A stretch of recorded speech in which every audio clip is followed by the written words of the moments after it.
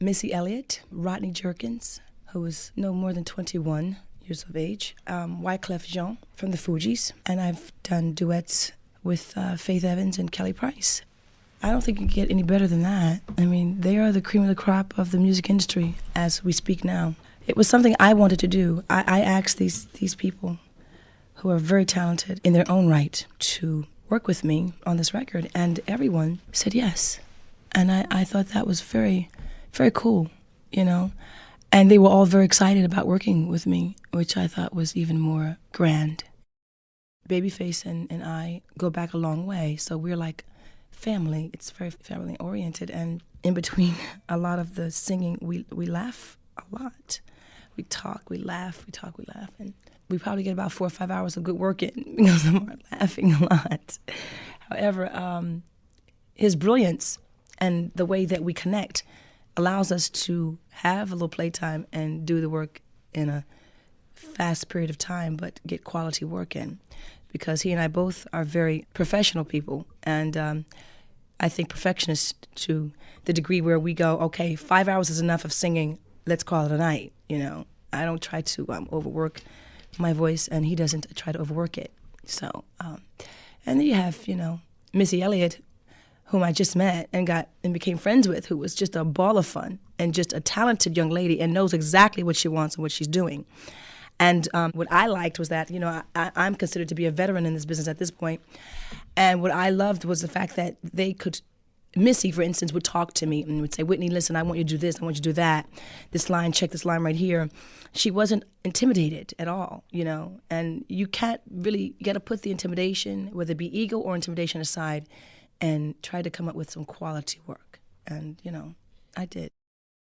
I come from a church background, gospel-oriented, where you had to be prepared for whatever comes, you know. You may walk into church one day and your organ doesn't work or the heat isn't on, you know. You have the community problems, you know, as everyone may have every now and then. So we had to be prepared with or without music. That means we had to know keys, we had to know harmonies, we had to be prepared to sing someone else's part if in fact we had to, if they weren't there. You know, so it prepared me for a wealth of things that I would enter in my career, which allows me to stand flat foot and just go to singing, you know, if that's what it takes. I love If I Told You That. It's one of my favorites. I Learned from the Best. Oh Yes is a good one.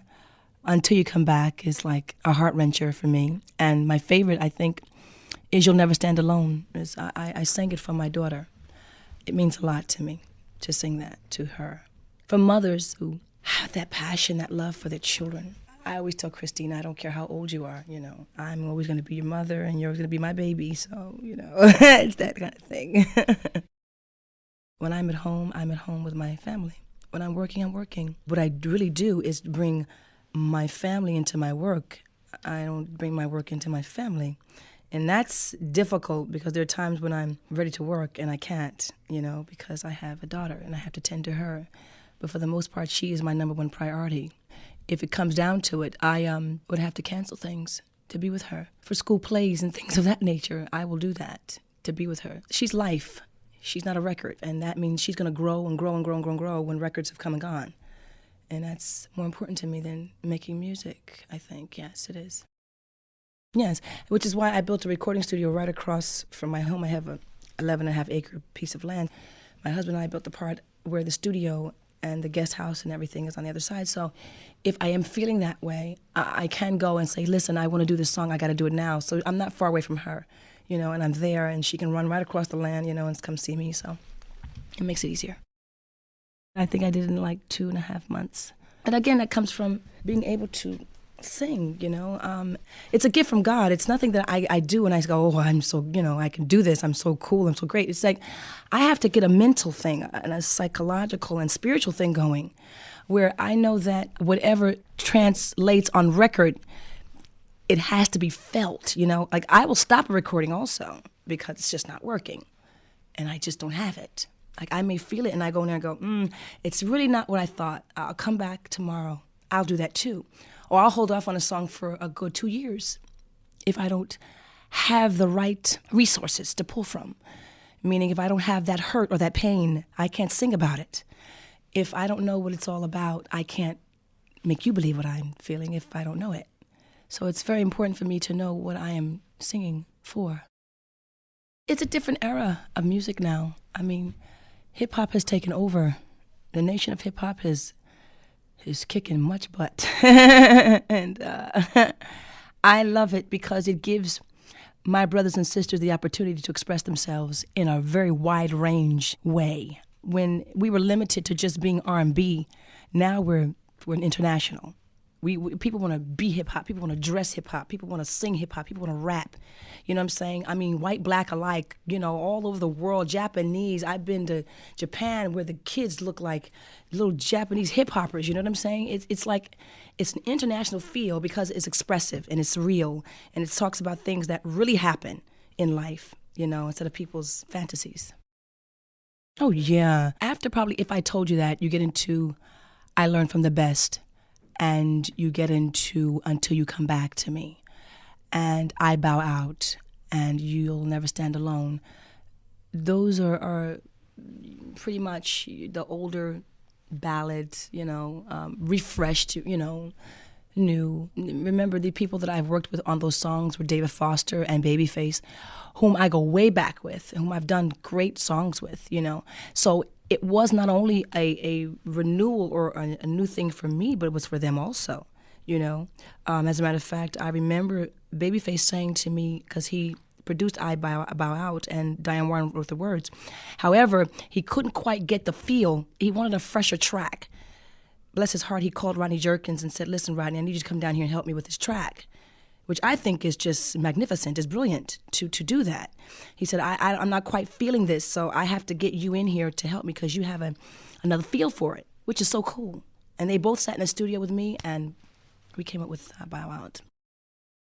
That's a rough one because you really have to maintain a certain amount of control over your album, which is what producing really is. Controlling things, making things not get, you know, a little over the top or too under. You have to really kind of keep it there, and that means everything that goes down goes my way or comes my way. If it's not suitable for me, it doesn't go. You know, Clive and I go through millions of songs. Please, I can write when I feel something to write about, but God gave me the gift to interpret, and I'm a vocalist. I can read a lyric and I can sing it and like I'm speaking, you know. There are people who can write, you know, that are great writers whom can't interpret anything except for what's on paper. So you have a combination that you have to balance, that you bring in, and you reward these people by saying, you're talented, and I know you can do this, and I can do this, so us together can make a great thing. I like the fact that I could ask Kelly and Faith to sing with me, and they go, we'd love to. You know what I'm saying? And to really make it a team effort. You know, if you ever watch the video of us three singing it, it's like we're like a girl group. You know what I'm saying? I love that thing. I love that teamwork thing. I do. You know, it's a great feeling when you work with other people and you get this product that's incredible. The vocals on there are outstanding. Kelly Price is phenomenal, and she's got background, she's got spice. She's been on the road since she was a kid. She sang with most major artists, you know. She sang with Mariah for a long time. And Faith is from Newark, same place I'm from. And we both went to the same churches, you know. Faith has a heavy gospel background, heavy, you know, and so does Kelly, and so do I. So it was very rewarding to work with those ladies and to come off with that kind of song and really kick. It's an honor. It really is. I've been nominated once before for I Have Nothing from The Bodyguard. I'll Always Love You couldn't be nominated because it wasn't an original song for the movie. This particular song, When You Believe, from The Prince of Egypt, it goes a long way. Children sing this song. Adults sing this song. Middle-aged people sing this song. It's one of those songs that transcends age, color, you know, doesn't matter. It's a song of hope, a song of love. It's about faith, really. And having the faith when it looks very bleak and very dim and dark. And knowing that through that time of darkness or through that time of trial and tribulation that you go through, that at the end there is the light. It will come. It will come. You just have to hold on and really have faith when it doesn't seem like it's going to go that way, you know. The thing I love most from this song was the fact that it relayed a message that I think everybody and anybody can hold on to, something that, you know, is not tangible, but it's inside. It's inside of your heart. And Mariah and I felt the same way about it. I loved singing with her. I loved getting to know her, and we became good friends. And the energy that we put in on the song was genuine. We had the best time. It's not right, but it's okay. It speaks of, from a woman's point of view, about her relationship with her man and some of the things that happen in relationships that I think we all go through at some point in time. It's not a song that says, I'm done, it's over, forget about it. It's a song that says, I know it's not right, but it's okay. Because my victory is that I'm going to make it anyway. I don't know, if I can just get rid of the dead ends, things that are waste, then I know it's going to be okay. Which is basically what it says. I still have a standing relationship, you can still have a standing and strong relationship, but there's certain things that you have to get rid of to make it okay. It doesn't have to be right all the time, but it can be okay. It was the one song that I chose to spend a lot of time on because of its rhythm, and the words and the rhythmic parts of it are very intricate with the music, because if you listen to it, it's very offbeat. It's a very offbeat feel, so you have to be very, very conscious of the music. So I spent a lot of time on this particular song with Rodney. There is a movie project that Will Smith and I are working on. His company and my company are both working on it together. He finished his last movie, so he's back in the room with the writers, developing the script for a movie called Anything for You.